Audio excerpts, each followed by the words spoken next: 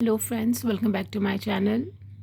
Today's topic name is Sporting Contemplation. What a person does is certainly important, but knowing why he does it gives us a clear understanding of the situation and people involved. During the growing up years of the Pandavas and Kauravas, Bhim, a strong and sturdy child since birth, was naturally very naughty and playful. He was specially prankish with Duryodhan's brothers, but there was never anything malicious in his actions.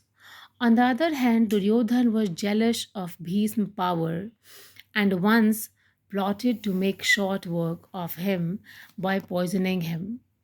Now, one person was scheming while the other was sporting.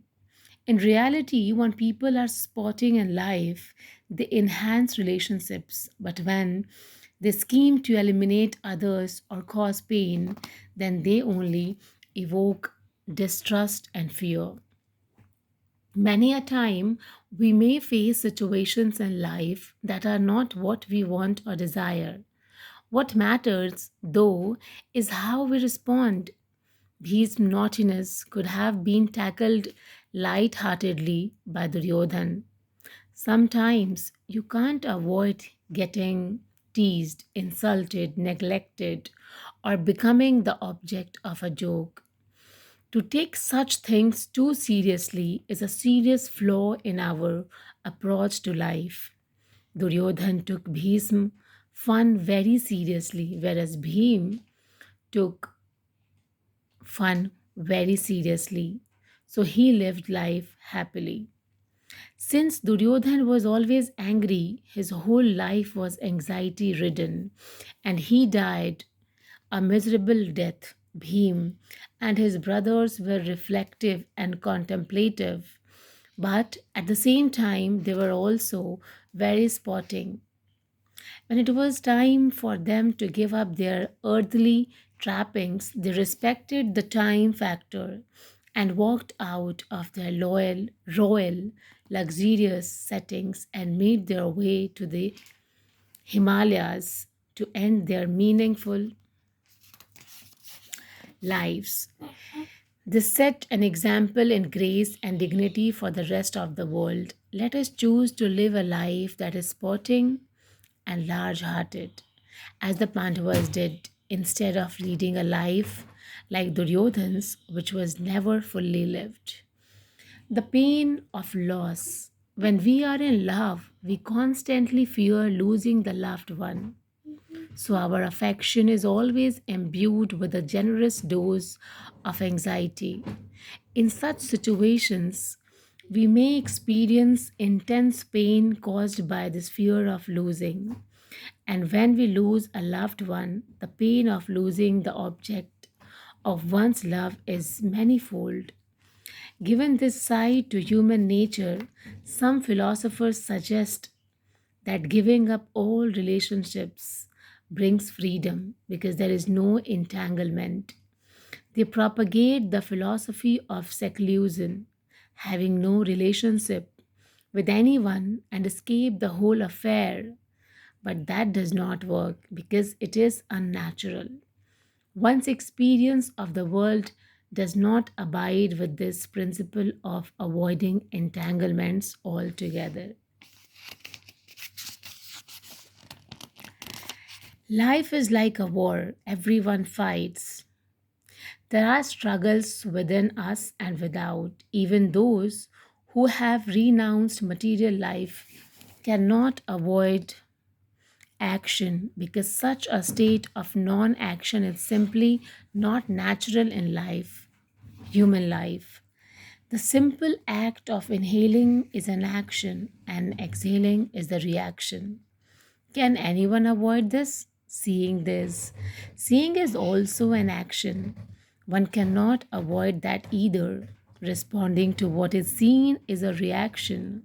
That too cannot be avoided. Eating is the action, and satisfaction or dissatisfaction is a reaction.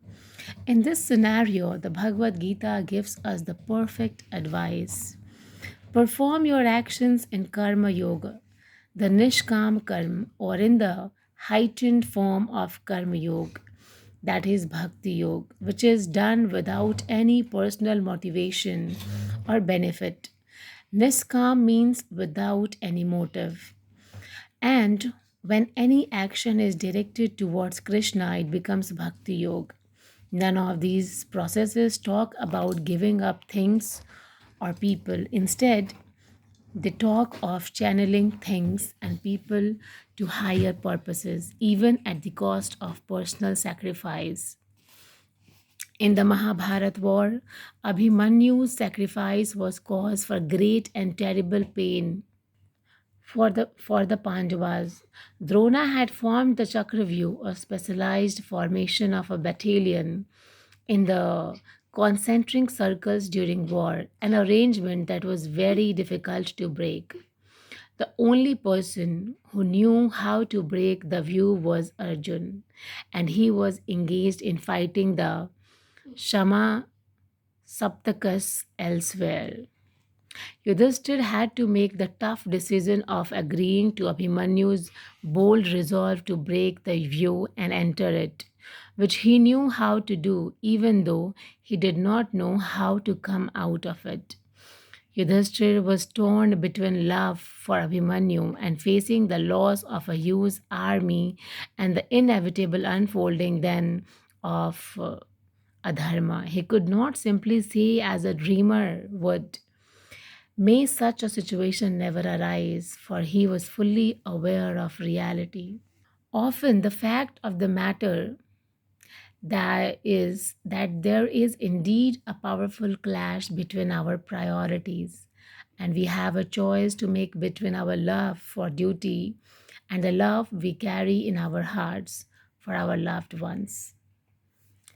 Yudhishthir's decision to go with Dharma made him lose Abhimanyu, who was truly a virtuous and dutiful son. It was a painful choice, but it was also in keeping with the reality of the situation.